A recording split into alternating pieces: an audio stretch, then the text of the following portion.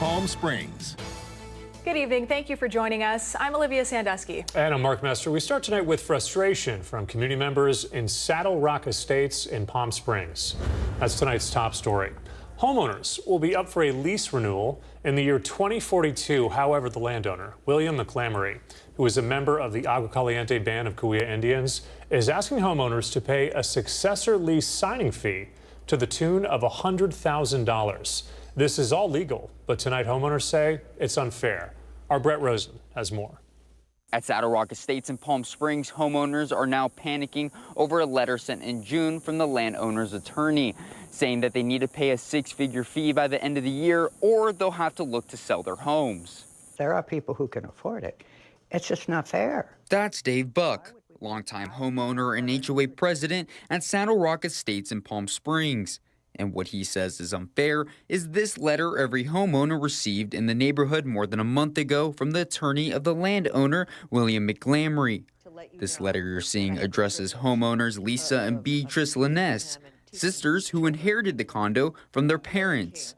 The letter addresses the sublease that is up in 2042 and the signing of an extended 52-year lease, increasing the monthly payment to $450 on top of the $200 homeowners already pay. McGlamry also is asking for an upfront fee of $100,000 by each homeowner in the community. To not even say, oh, well, you could make monthly reasonable payments and we'll put it at this amount. But that, even reasonable payments, we'd all be passed away in heaven by then.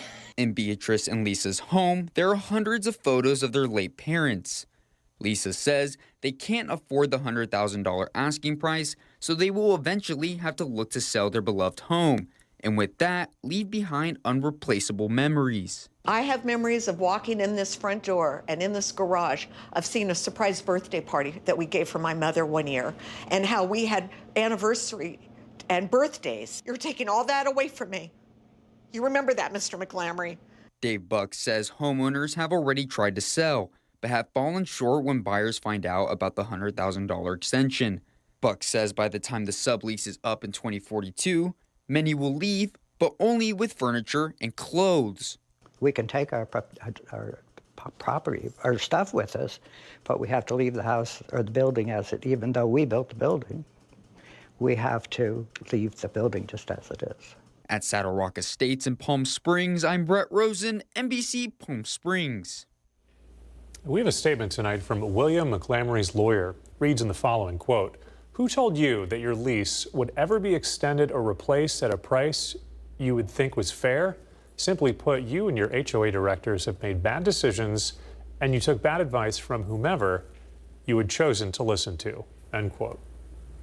And other local news this evening, Palm Springs Animal Shelters Clear the Shelters event officially starts tomorrow. It's Saturday and Sunday. Adoption fees are waived. They are covered by generous sponsors from our community. And it's the perfect time to open your home to a loving pet. We are a proud sponsor here and partner for this Clear the Shelter event happening this weekend. We love teaming up with the Palm Springs Animal Shelter team. And tonight our Chloe Carlson is out there. She introduced us to some adorable animals in the 5 o'clock hour. And Chloe, it looks like you're keeping things going. Yes, Olivia and Mark, I have Huey and Poppy here, a 1.5 years old. They are just a couple of nearly 100 dogs that are available for adoption. We have Bart, that's the development director here. Can you tell us a little bit about their story? Sure. They're a 1.5 years old, as you said. We think they're probably siblings, but we're not 100% sure. They're super sweet. They love to play with other dogs. They're really, really good on the leash. They're housebroken. Ideally, they will be adopted together because they have been together for a long time. So we invite people to come and check them out tomorrow. And they have been so much fun. They are so cute together. But for those, Bart, that maybe are not looking, they have their furry friends, but still want to help out, there's a lot of ways you can help the animal shelter. You can actually come into the animal shelter this weekend. You can make a donation right here at this kiosk. And then you can also, if you have towels, that is something that the animal shelter would take. They definitely need towels here. On top of that, Bart, what are other ways that people can help out with the animal shelter? Sure. We have an Amazon wait list listed on our website. It's psanimalshelter.org/Amazon. That way people can buy items that we directly need to help our animals. And we also invite people to host parties to raise money for us. So those are two really, really easy ways to help us support the animals that we care for. And talk about this weekend, Bart. How much does it mean to you to be able to host this, Clear the Shelters this weekend? Well, this is our favorite event of the weekend. We are way over capacity right now. Right now, we have about 210 animals up for adoption. We'll probably release a few more over the evening, and then we'll be ready to go at 10 o'clock tomorrow morning. So remember, again, those hours 10 to 5. Saturday, 11 to 5 on Sunday. Come and meet your new furry friends. Could be Hugh and Poppy right here. Before we go, let's take a look at your Comforter 3-day forecast. Below average conditions for the weekend, 103 for Saturday, 105 on Sunday. So perfect time to go for an evening stroll once that sun goes down this weekend. We have more animals to show later on in the show. For now, we'll send it back to Mark and Olivia in the studio. Chloe, thank you. I don't think those two will have any problem getting adopted this weekend. And we have a fun live look outside for you right now because the push to clear the shelters doesn't end there. A pool party is just about to get started at the Palm Springs Surf Club benefiting the Palm Springs Animal Shelter. It's an adult-only after-hours party. It runs from 6:30 to 9:30 tonight. All proceeds go to the shelter, so a great way to give back and have some fun at the same time. Pets are not allowed at the event, but there will be some music, drinks, dancing, all for a great cause. The Cathedral City Council recently approved a $380,000 agreement to prepare design plans to repair a stretch of Date Palm Drive that was damaged by Tropical Storm Hillary. Design work is set to start next month. Tiani Jadaling joins us live in studio. She spoke with officials, got local reaction, and has those details tonight. Tiani? Mark, city officials tell me construction to start these repairs is years away. But through this process, the team is finding ways to keep major roads like Date Palm Drive and Vistachino open, even during foul weather. It's been almost 2 years since Tropical Storm Hillary rocked through the Coachella Valley, and residents in the Cathedral City area tell me they're still feeling the effects. They're pretty bad. There's a lot of bumps, and you can barely see the lines, so it's pretty hard to see at night. That's what Valeria Verdugo had to say about the main road that drives into Cathedral City, a road she says she uses to get to work on a daily basis. Date Palm Drive. But as of last Wednesday, city officials say plans to repair that road are underway as the contract with HR Green Incorporated for the design portion was approved at the last city council meeting. They will be in charge of all the field investigation. They will be in charge of the design of the intersection of the drainage for the intersection of Los Gatos and Date Palm Drive. It's a $380,000 agreement, and thanks to funding from the Federal Highway Administration Emergency Relief Program, the city was able to secure another $3 million. That money will cover design, repair, and construction for the area between Vistachino to Los Gatos Road. But Armando Garcia Baldezon, the city's engineer, tells us there's another area that needs repairs as well. We extended the project to 30th because it's also in need of rehabilitation, and the city with local funds is paying for the design of that part. For the area between Los Gatos Road to 30th Avenue, the city is searching for funds. Design plans are set to start next month, with officials aiming for this phase to finish by next spring, leaving construction a few years out. Construction will be starting by the end of first quarter of 2027, the end of 2026. Garcia Baldezon says they're hoping these improvements can lead to all roadways open, even during foul weather. A solution residents like Valeria Verdugo have been waiting for. Yeah, I think it was about time. HR Green Pacific Inc. is set to lead all design and construction plans for both sections moving forward. Live in studio, I'm Tiani Jadaling, NBC Palm Springs. Tiani, thank you. Today, the community of Shereko Summit celebrating its 92nd anniversary. Some video from that event today. Community members celebrating this desert landmark, which lies just off the 10 east of the Coachella Valley. It was originally known as Shaver's Summit until Joe Shereko and his wife Ruth moved to the area, opening the first gas station and general store in 1933. The space became part of General Patton's World War II training ground in 1942 before officially becoming Shereko Summit in 1958. Today, the area is home to the General Patton Memorial Museum, which is operated by the Shereko's daughter, Margaret, who spoke about future goals for the facility. Well, I hope that East Wing gets accomplished and finished, and hopefully that we'll be able to continue to record the history, preserving the peace through the lessons of the past. That's the vision that we have for that. And I believe if we can only get the school children to come more, that's all. And I know that some of the groups that have donated to us would like to have more of the school children here, visiting and part of. And we hope that that's something that we look forward to making happen. You can hear more from Margaret Shereko and learn about General Patton's time in the Coachella Valley during World War II in my upcoming special report that focuses on the 80th anniversary of the war's end. It airs in November here on NBC Palm Springs. The Coachella Valley Unified School District's board meeting was packed last night. Many of those who attended were opposing the layoffs of 106 employees throughout the district. Those layoffs were triggered when CVUSD discovered an estimated $60 million budget shortfall that was announced earlier this year. The Classified Staff Union, which represents people in non-teacher roles, says this is an illegal transfer of duties and gave some insight as to what this will mean for schools. One of the most essential positions that were completely cut out of the district were the instructional media assistants who are in charge of our libraries. So as of right now, they're not coming back, and they're responsible for giving out the curriculum to the kids and make sure that the kids have their textbooks when school starts. They're the ones that are making sure that the kids are able to go into the library, check out library books. And so as of this year, they will not be coming back to do that. So that means our students will not have access to the library, will not have access to reading, will not have full access to their curriculum. And the district has released a statement to us tonight. It says in part, quote, due to previous staffing levels, the district must take steps to ensure long-term financial stability. Right-sizing staff is a necessary measure to maintain fiscal solvency and continue providing high-quality education and support services to all students. Coming up next on NBC Palm Springs, we'll hear from immigrant farm workers adjusting their work schedule to nighttime to avoid exposure to federal agents during the day. Also, the preview tour for Friday Night Lights continues with just 1 week to go. And here's a look at your gold and silver prices on this Friday evening. More news right after the break.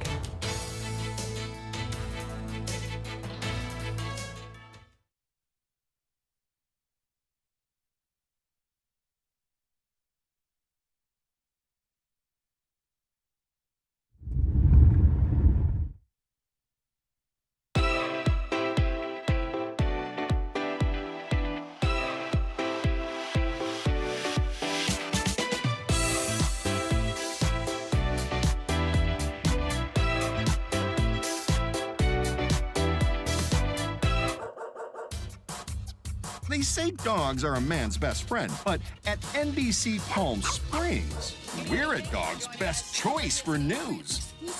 Apologies to our competitors, but even your dogs know who leads the pack in news.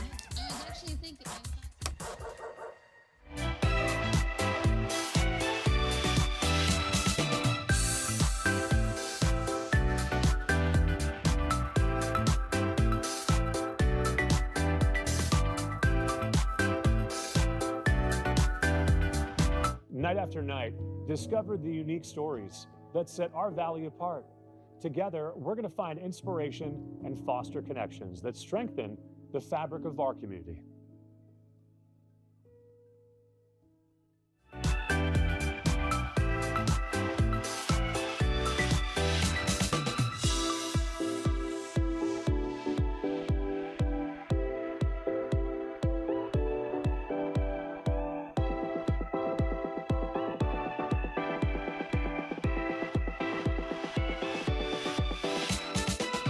Babies These are experts at paying attention to only what is genuinely fascinating.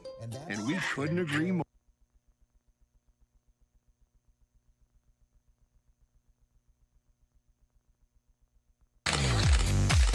And now the Agua Caliente Entertainment Report, brought to you by Agua Caliente Casinos. Our Manny the Movie Guy speaking to Nobody 2-star Bob Odenkirk today. Here's part of that conversation. You know why I think it works? It's because it has the audience feeling if Hutch can do it, so can I. I mean, it has a sense of empowerment. You agree with me on that? Yes, I do.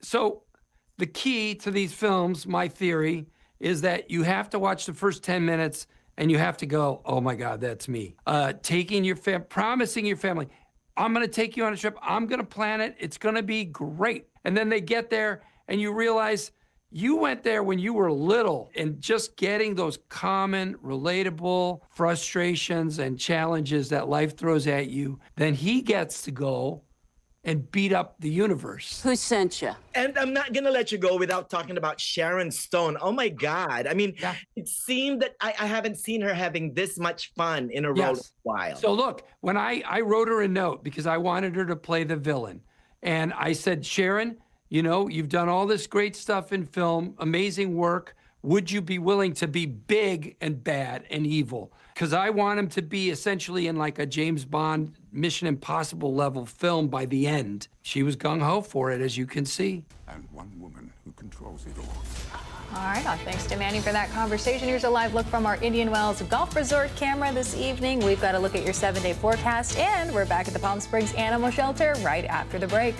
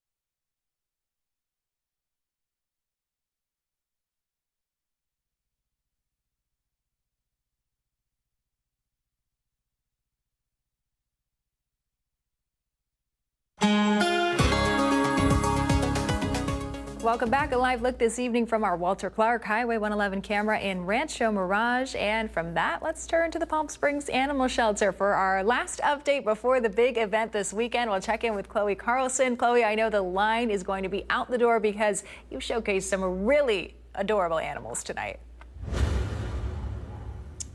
Oh my gosh, yeah, and I'm going to be at the front of that line. I've had so much fun getting to meet all of these incredible animals, and they have given so much love to us here in the time that NBC has been here. I want to talk about another program that the Animal Shelter does. I have Keith here, former board member, all things community cats. We want to touch on, Keith, the TNR program. Describe to people at home what that means. Yeah, the TNR program is called Trap, Neuter, Return. There's tens of thousands of homeless cats that are in Coachella Valley. And what our program does, along with volunteers, we go out and we trap the cats, get them neutered and spayed, and then we return them to the same place which they came from. Yeah. And is there a way the community can help in this process? There's a ton of ways. So we need people to volunteer and learn how to trap. We need people to help with our clinics for surgery, both pre and post med. Of course, we need donations. So yeah, a variety of ways people can help the community cats. Yeah. And of course, we can't talk about cats with not showcasing the feline suite that we are in right now. We weren't able to grab them because they're just relaxing, but we want to show you some of our friends behind her. If you don't mind doing a little zoom in here, this is Ladybug. And Keith, need I say more? She is the cutest thing I think I've ever seen. You might think she has a split personality, right? She's got the cute coloring. But she's beautiful kitty. Ladybug, and then do we have, I love all the names here. Yeah. We have Spider right behind her. And Ladybug. Okay. Chonk Diesel. Chonk Diesel, love the name. Bubbles, Bruce, Nemo, and we also have Judy down here, a little tortie who's doing somersaults for you. Okay. And now do she's some upside tricks down. Yeah. I love that. And can you just tell us a little about the cats that are in the feline suite? Yeah, so these are all kittens that are ready for adoptable. They've been spayed, they've been neutered, microchipped, vaccinated, and they're ready for a home. Gosh, and they are so cute. Now, before we go, let's take a look at that Comfort Air 7-day forecast. Again, below average conditions for the weekend. And everyone, come to Clear the Shelters, give your furry best friend and enjoy those cooler conditions while they last, because we are heating up back to the 1-teens by late next week. But don't have to worry about that. Let's just talk about Clear the Shelters. Again, it is 10 to 5 tomorrow, 11 to 5 on Sunday. Make sure you come in, and whether you're donating or getting your furry friend, come and check out the animal shelter. We're going to be taking a quick break. Keith, thank you so much. We'll be right back after this.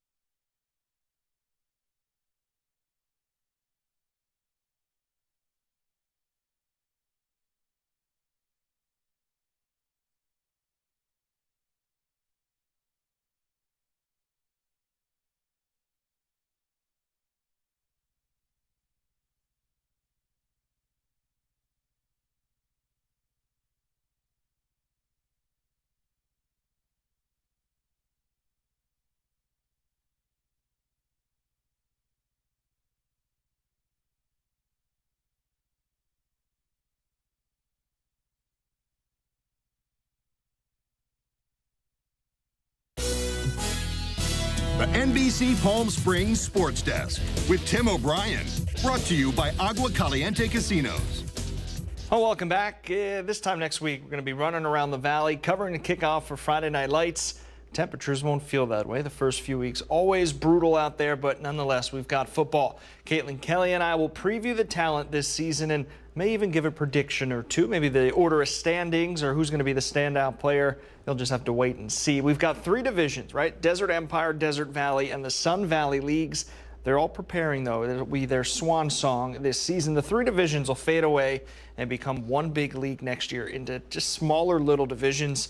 Based off what you do this year is where you're going to be placed, right? A little competitive equity. So your performance will matter this season and which order you'll be placed next fall. We'll have more on that throughout the season, though. And this season, of course, you can catch all the Friday Night Light action on our website, NBCPalmSprings.com, all social platforms.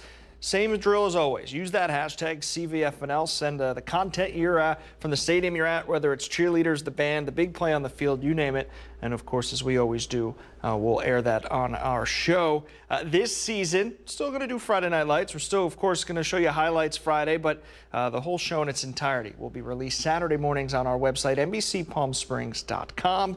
A perfect thing to watch, of course, before you get your day going. We're also going to add flag football to the show this season, so you're looking at 4 days of football each week in the Coachella Valley. Looking forward to it. And that'll do it in sports.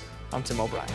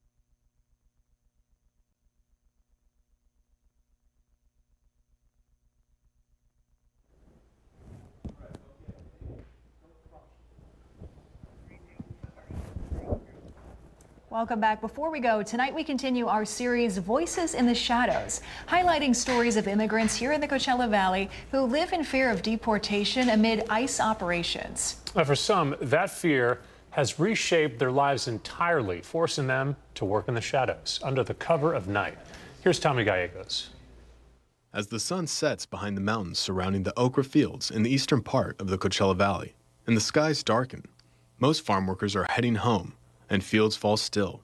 But for some farm workers, this is when the work begins. Under the fading light, they prepare to harvest for hours throughout the night, working in the shadows of fear of deportation. It has been very difficult because we live in so much fear, and it is unfair to feel this way because we are not doing anything wrong. We just want to go home to our families at the end of each day, but nothing is promised. Such is the case for Lupita, an immigrant farm worker who has spent decades working in the fields. I chose to work the night shifts due to the presence of ICE and Border Patrol in our communities. At this point, we haven't seen much activity from those agencies once the sun sets, so we feel slightly safer. However, given that we are working at night, we do face other threats such as snakes and wildlife. As Lupita ventures into the silence of the night, with only a small flashlight lighting her path, the uncertainty of her future echoes loudly in her heart. ICE and Border Patrol operations have always been carried out in this country. However, I have not seen them escalate as much as they have in recent months. And we feel so unsafe that some of us have chosen to completely change our working hours for the sake of avoiding federal officers. Although she has chosen to work at night to avoid the presence of ICE during the day, she avoids leaving her home whenever possible. Now she and other immigrant farm workers have built a support network in the case an ICE operation occurs nearby. When we see or hear news about ICE agents nearby, we try to immediately warn each other through a phone call or text and help each other leave the field safely. We also warn those who are at home to take precautions before leaving. But this is not an isolated case. Field owners and supervisors say they have noticed a significant drop in the number of workers since January. El cambio ha sido muy diferente. In recent months, we have seen a decline in the number of people showing up for work. They're scared of being separated from their families. The second they hear of ICE activity nearby, they won't show up for days, and that's a loss for everyone. For these workers, the night is more than a schedule change. It's survival. And while the night offers them some comfort, the uncertainty follows. For NBC Palm Springs, I'm Tommy Gallegos. All right, we thank Tommy for that report. Powerful stuff. All right, that's going to do it for us. I'm back here for the news at 11, so please join me for that. Meantime, we're going to send things over to Fred Rogan tonight. He's got the latest with the Rogan Report. Hey, Fred. Hey, Mark. The Rogan Report is presented by The Living Desert. Here's the question: what can AI do for you? The question these days. OpenAI's shiny new GPT-5 was supposed to be PhD-level smart. Instead, it's got the personality of your weird uncle and struggles with basic questions. It's Friday, and before your weekend gets underway, let's have some fun. ChatGPT czar Sam Altman is in damage control as users roast him online, and not just for the wrong answers, but for being painfully dull. And to make matters worse, OpenAI killed off the much-loved GPT-40, leaving fans furious. More than 4,000 people have signed a petition to bring the old model back. That raises a big question. Can the $500 billion company that's never turned a profit actually make something people want and can rely on? You won't believe this wild story. 60-year-old man ended up in the hospital for weeks after taking dietary advice from ChatGPT. He wanted to cut salt completely and, following the bot's suggestion, replaced it with sodium bromide, which is actually toxic. After 3 months, he was hallucinating and convinced his neighbor he was being poisoned. Thankfully, after 3 weeks of treatment, he started to recover. Contributors tonight, there they are, the married couple of Jamie and Doug Baker. And let's go with you, Jamie, off the top. What do you think about relying on AI for health advice? Oh, God. Artificial intelligence for your organic health. I mean, what is wrong with some of these people that, oh, God, no, don't do that. Okay, that was very detailed. Thank you for that. Doug, what do you think? Well, I think if they give out a trophy for the dumbest AI user of the year, this guy gets it. Now, the chemical or the liquid he was taking, as recommended by AI, is actually used, among other things, in photography. So maybe he was just trying to get an X-ray. Yeah, maybe he was. Do you think this could happen to anyone else? Are we going to see more instances of this as AI becomes more utilized, Doug? Yes, we are. And we forget AI, artificial, friends, artificial intelligence, okay? Not real intelligence, and prone to errors and misstatements. And to use this to treat yourself? Nah, so dumb. Jamie, how can we ensure people understand the risks of following AI suggestions? You know what I think we should do? You know, we have to take driver's tests to get our driver's license renewed. I think we need to give everyone an HI test, a human intelligence test. If you don't pass that, you can't use our AI.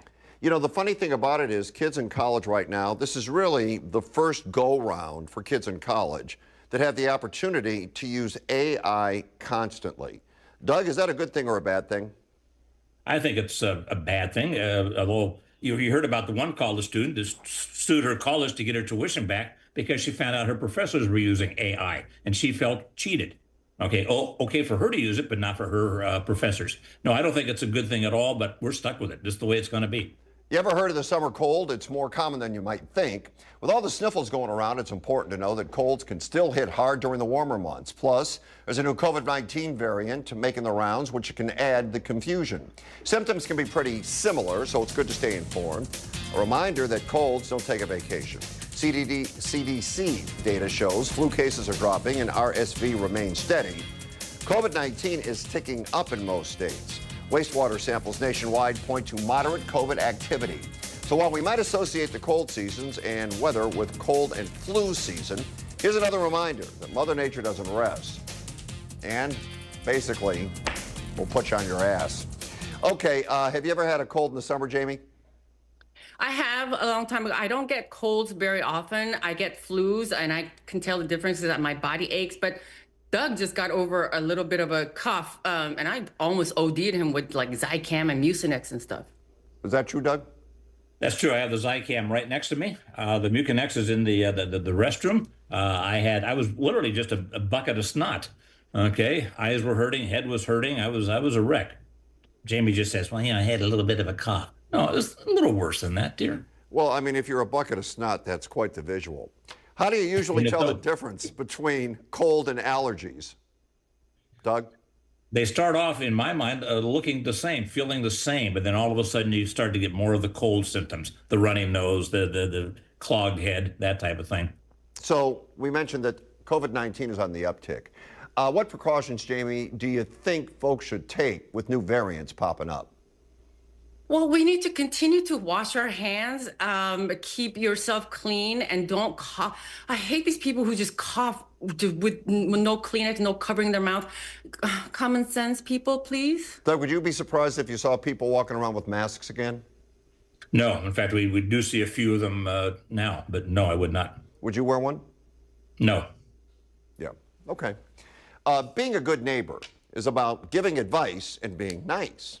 We talked about knitting, and boom, Marlon says we have great interest in learning to knit and crochet, and now we should be able to start many people learning. Thank you so much for mentioning this on your show. Knit away, Marlon. Also talked about the Sheriff's Department and its many cities of responsibility. Kenners wrote us, Rancho Mirage also has a Citizens Patrol program to assist sheriff's deputies in helping to reduce crime, assist with traffic control. We are the eyes and ears for Rancho Mirage citizens. Not sure why our mayor did not talk about that program. From a Rancho Mirage citizen on patrol and trainer. And on that topic, Sue asked this. Please clarify. Many cities use the Sheriff's Department. There are a limited number of deputies. Does this mean the more affluent cities who can budget more get more law enforcement protection? Doesn't seem quite right. But it does seem the way it is. The more you pay, the more you get.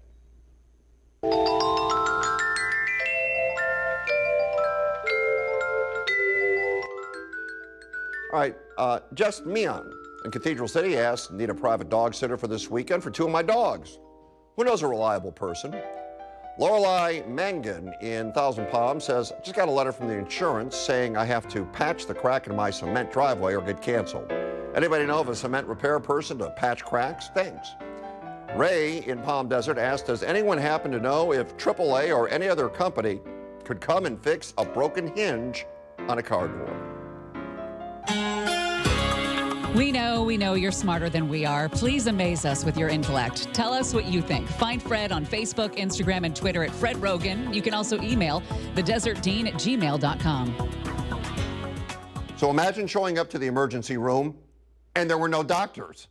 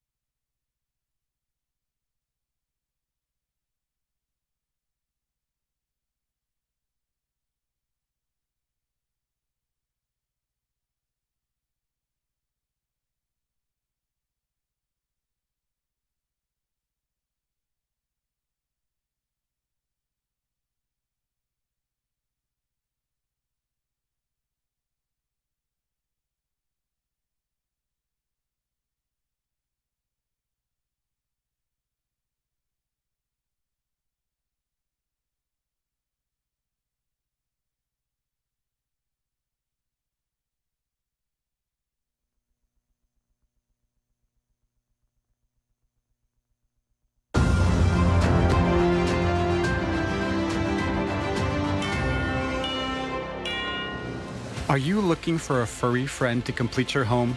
NBC Palm Springs is partnering with the Palm Springs Animal Shelter for their Clear the Shelters event. Stop by this Saturday and Sunday, August 16th through the 17th, and adoption fees will be waived at the shelter. It's all thanks to our generous and loving donations from all of you in the community.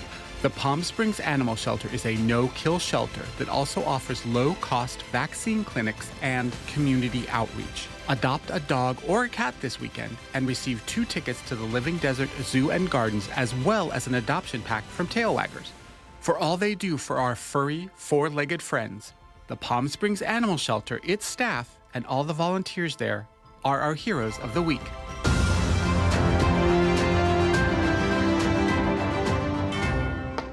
A pretty good deal, Living Desert and the pack that goes along with your pet. Doctors are heroes, but some rural emergency rooms are sailing without any doctors. I read a shocking article about how some rural emergency rooms are actually operating without any doctors. It's a huge problem because these facilities are essential for communities, but they're struggling to find medical staff. The situation is putting a lot of pressure on the remaining healthcare workers and could endanger patient care. Serious issue, highlighting the challenges facing rural healthcare today. All right, Jamie, what do you think is causing this shortage of doctors in rural areas?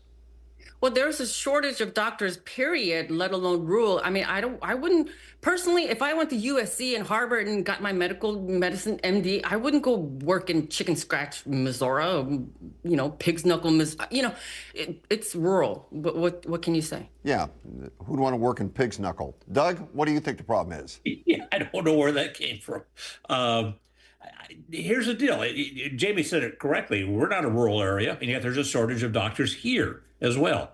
And there's nothing wrong with a nurse practitioner or a physician's assistant being the person who heads up a clinic. In some of these clinics, I read, they see maybe 1 or 2 patients a day. That's all. You can't fund a full-time physician with just that. So there's really nothing you can do about it. Just hope you can get to a hospital, which is usually 2 to 3 hours away in time. So this would impact the health of those communities, though, right, Doug? It could, yes, because somebody lives there, doesn't have a doctor available, or emergency room staffed by a doctor. Yeah, it can. But again, what do you do? 1 or 2 patients a day? Not enough. Jamie, what solutions do you think could help attract more medical professionals to these regions? Make it mandatory for residents, doctors, wannabes to serve in these rural areas for at least a year or 2, What do you think, Doug, what do you think about that? It's not a bad idea. No, Jamie is just amazing tonight. She went from chicken scratch, Missouri to this, which is really a good idea. That could be part of like your last year residency or something like that. I think it's an excellent idea, Jamie. All right, you like to work at cafes? Is that your deal? Show up, pull out your laptop, snag some free Wi-Fi while sipping on your $12 latte? Some cafes are actually asking customers to stop doing work there. Turns out they want to create a more relaxed atmosphere for people who just want to hang out or grab a coffee. Some cafes feel that remote workers are taking up valuable space and resources, which can hurt their businesses. It's a pretty bold move, especially since many people have turned cafes into their makeshift offices. Doug, what do you think about cafes wanting to limit work? I think it's kind of surprising. They need to do that. Remember, this is how Staples got their start. I'm sorry, not Staples, Starbucks. Yes. Getting their stop. But I encourage you to bring your laptop in, have a cup of coffee, and sit there for a while. Unfortunately, a while now has turned into all day. Okay, and it needs to be curtailed. And Jamie, do you think there's an issue with people staying at these cafes too long? There's a major issue. What are they going to bring their own coffee and water too and just sit for hours and suck up the Wi-Fi? No, come on, people. If you're going to work, go someplace, I don't know, public library, your own office. Don't come to somebody's business and just take up space. Do you think, and what we're hearing here basically is, the people that run the cafes believe it's more important to prioritize socializing in that setting over working in that setting? Jamie, what do you think about that? I think it's more about making business and making a buck. If cafe is a business, it's like they don't care about socializing. No, buy something, please, and go. Turn around. And Doug, how might this change the way people choose their workspaces? Maybe they'll find a place to work other than their local Starbucks. I think it's a good thing to do. Yeah, and I understand people have been doing this for a while now. They show up, they sit all day. And I err on the side, and probably an unpopular stance to take, I err on the side of don't sit there all day. I don't think you should be sitting there all day and, you have a coffee, then an hour later you walk up and say, can I have a glass of water, please? I mean, I heard a story, I think it was today from somebody that worked here. It said he witnessed this, that somebody was sitting there and they would just walk up like once an hour and say, hey, can you refill my water? And they finally told the guy, no, we're not refilling your water. And then the guy got upset and said, why not? So I do think we're in a situation here where people are taking advantage of the situation. All right, thanks, guys. Saddle up for a conversation on Saddle Rock.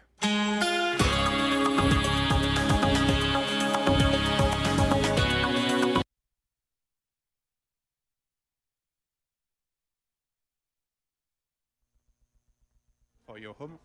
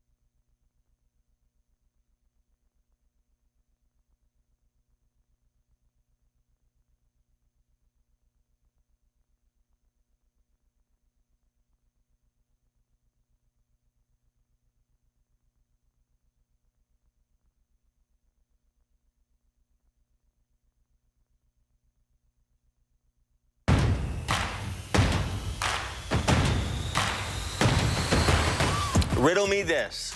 What gets wetter as it dries? So we have reported on Saddle Rock Estates located in Palm Springs up for a lease renewal in 2042. The landowner is asking homeowners to pay a successor lease signing fee that will cost $100,000. It's legal, but is it fair? Brett Rosen spoke with homeowners to hear what they think. Currently at Saddle Rock Estates, homeowners are panicking over a letter sent in June from the attorney of the landowner, William McLamry. This letter you're seeing addresses homeowners Lisa and Beatrice Linnes, sisters who inherited the condo from their parents. The letter addresses the sublease that is up in 2042 and the signing of an extended 52-year lease, increasing the monthly payment to $450 on top of the $200 homeowners already pay. McGlamry also is asking for an upfront fee of $100,000 by each homeowner in the community. To not even say, oh, well, you could make monthly reasonable payments and we'll put it at this amount. But that, even reasonable payments, we'd all be passed away in heaven by then. In Beatrice and Lisa's home, there are hundreds of photos of their late parents. Lisa says they can't afford the $100,000 asking price, so they will eventually have to look to sell their beloved home, and with that, leave behind unreplaceable memories. I have memories of walking in this front door and in this garage of seeing a surprise birthday party that we gave for my mother one year, and how we had anniversary and birthdays. You're taking all that away from me. You remember that, Mr. McLamry. Dave Buck, who is the Saddle Rock Estates HOA president, says homeowners have already tried to sell, but have fallen short when buyers find out about the $100,000 extension. Buck says by the time the sublease is up in 2042, many will leave, but only with furniture and their clothes. We can take our property, our stuff with us, but we have to leave the house or the building as it, even though we built the building. we have to leave the building just as it is. So you went out, you talked to them, and they don't sound very optimistic. I mean, Fred, that's just, I guess if you want to put it that way, they're just very upset. A bunch of the owners there at Saddle Rock Estates. I mean, I spoke to sisters that inherited their home from their parents. And I mean, as you were saying, it's legal, but the homeowners, for them, it's unethical. Right. And sadly, you know, we had Walter Clark on last night, and he said, you can absolutely do this. The thing that's so hard, I think, for everybody to understand, Brett, sure, the lease per month is going to go up. Okay, we're all cool with that. $100,000 to hold on to that land? I think that's what threw everybody into a tizzy. I mean, $100,000 is nothing to like shake your head about. I mean, if I had $100,000 right now, I wouldn't have any more student loans, Fred. But I mean, with that being said, the homeowners, when talking to them, one of the biggest questions was, hey, let's take away the $100,000 for a second. If it was just the monthly going up, which is reasonable, especially with the housing market right now and everything going up in general, what it would look like if it was, you know, $20,000 or $30,000 like, you know, other landowners have done in previous past. And a lot of the owners have been saying, you know, if it was something that they could find a middle ground for, that's one thing. $100,000, that's 6 figures, you know. So these people, they say that a lot of them aren't broke, they can pay it. It's just, for them, it's just unethical. I would think it would be virtually impossible now for anyone that lives there to sell their house, knowing that it's going to cost you an additional $100 grand just for the right to have that land. I mean, spoke to the HOA president. He's already known a couple owners that have already looked into, actually one lady getting on phone calls with people trying to sell her home and all of them backing out right when they hear that $100,000. I mean, how do you sell something that already has that price tag on it? Yeah, it would be virtually impossible. And you spoke to the attorney, and the attorney basically told you what? Attorney, well, first and foremost, didn't want to get on camera, but he was able to talk to me a little bit about how this is just what the landowner feels like he's owed to. That's kind of what you saw in the letters that they gave to the residents. He felt like his father was granted and missing out on the hundreds of thousands of dollars for each resident and what they have been paying, that their rent per month was way lower than what it has been. So, I mean, for them, this is the ethical approach, and this is what he feels like what the owner feels like he deserves, and they're going for it. And when I speak to the HOA president, when I kept saying negotiations, the number one thing he said was there was no negotiating. From the lawyer's standpoint, they're stuck at that $100,000. All right, tough spot for those folks to be in. Thanks for hanging out tonight. No, thank you. And your daily dose of cuteness when we return.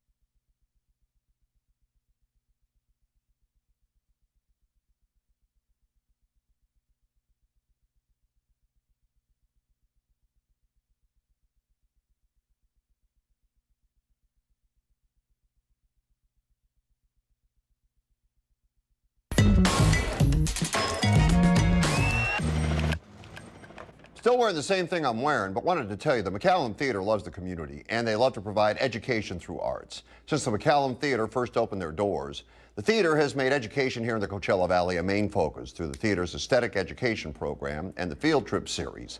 These programs include integrating arts into the classroom, where students learn to express themselves through voice or through dance, bringing students to the theater to see live performances as well. For more information or to have your school participate, head on over to McCallumTheater.org.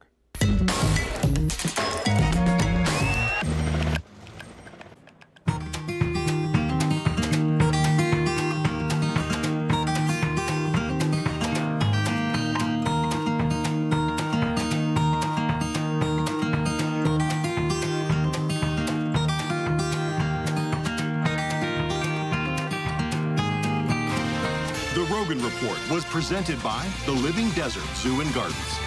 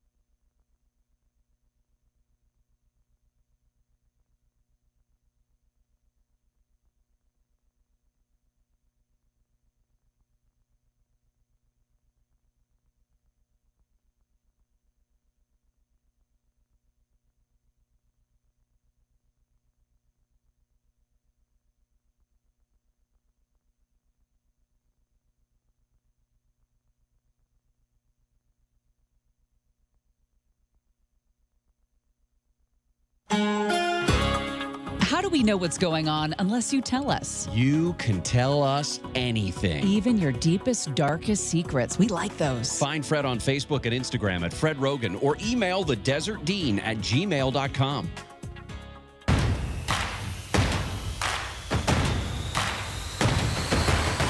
What gets wetter as it dries? A towel, of course.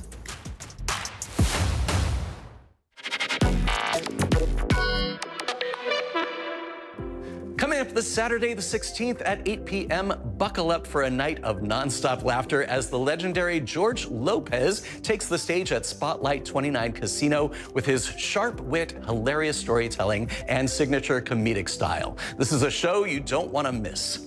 Splash House continues with Weekend 2. Get ready as 3 of Palm Springs' most iconic resorts, the Renaissance, the Saguaro, and the Riviera, transform into vibrant hubs of poolside parties, top-tier electronic music, and unbeatable vibes. Here's a way to keep cool and help our furry friends.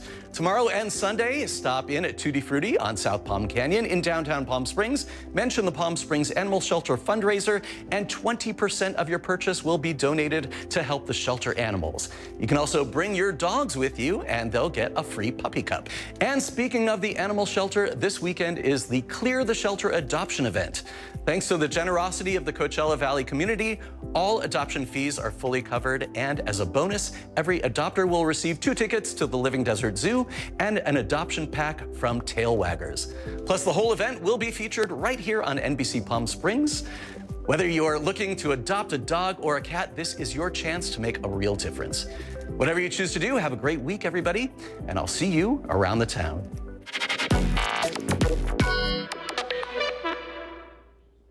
All right, Todd, thank you very much. Have a great weekend. You gonna relax?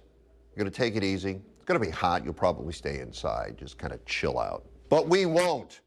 We'll never chill because we work 24/7. Go to the website, click on programs, hit the Rogan Report. Our content from tonight's show will be up there, and our content from past shows as well. Thanks for spending the week with us. Truly appreciate it. Be safe. See you Monday. Wheel of Fortune is next.